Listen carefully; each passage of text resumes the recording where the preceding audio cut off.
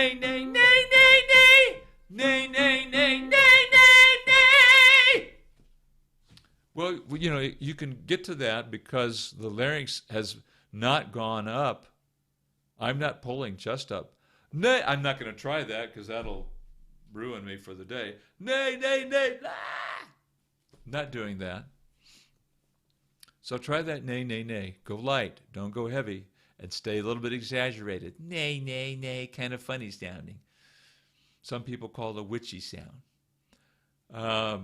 Number one, my current voice instructor is an opera singer. And I am able to consistently sing an A in chest without straining. Is that okay? I don't think so.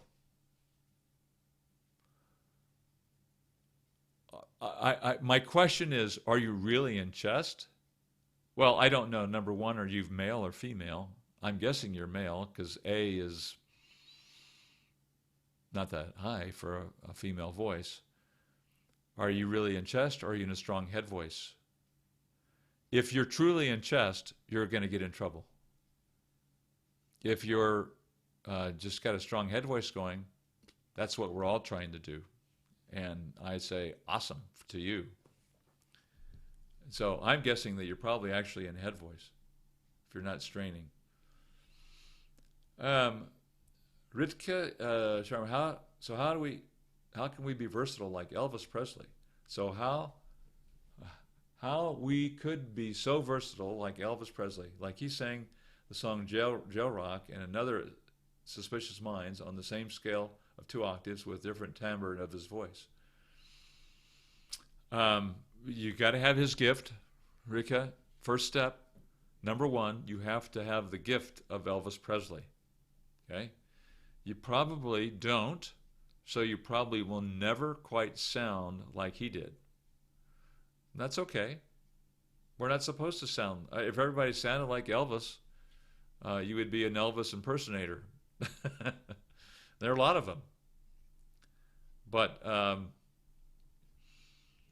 so versatility, this technique creates versatility because it enables you to sing low into the mid area of your voice without cracking or breaking or straining, and into your head voice up high and back down again without interrupting the tone, without any breaks. I don't think Elvis Presley actually did that much of that. I don't know all of his songs, but I've never heard him really sing up high in his head voice. He just made lots of money on, would you say, 2 octaves? Yeah. So, and maybe that's your point, you know. You can make a tremendous amount of money if you have that rich tone quality that he was born with, pretty much, and just, you know, have a great time within 2 octaves, and never really even almost never ever go into the bridge. No one says that. There's nothing that says you have to. It's just that all the songs that are written now do, right? I don't know. I can't remember when Elvis Presley died, but the Beach Boys did. They certainly took it up there. You know, get around, I get around, yeah, get around, you know, they're up here. Get around, you know, they're going up into their head voice or falsetto. So to each his own. Everybody finds their thing. That wasn't Elvis Presley's thing. That was the Beach Boys. Or here's a pair for you, Jan and Dean. I wager none of you know who Jan and Dean are. I bet none of you know who Jan and Dean are. Okay.